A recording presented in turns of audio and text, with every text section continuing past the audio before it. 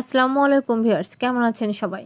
শীত তো প্রায় শেষ হয়ে গেল, আর এই শীতের মধ্যে একটু কাবাব না খেলে হয় না। তো কোথায় যাব বলে সার্চ করতে করতে খুঁজে পেলাম মিরপুর 1-এর লাভ রোডের কেবাব এক্সপ্রেস।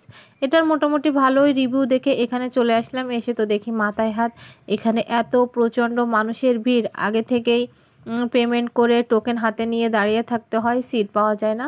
তো অনেক কষ্ট করে প্রায় আধা ঘন্টা দাঁড়িয়ে থাকার পরে আমি একটা সিট ম্যানেজ করতে পেরেছি।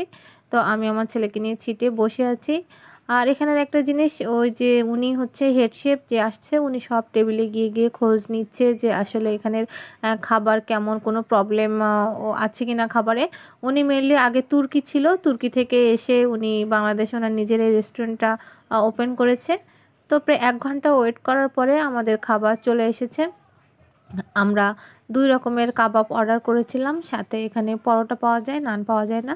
চাটনিটা বেশ মজারই ছিল, কাবাবের কোয়ান্টিটিও ভালো ছিল এবং খেতে ভালোই মজা ছিল। তো শেষমেশ ভালো একটা সন্ধ্যা কাটালাম। আল্লাহ হাফেজ।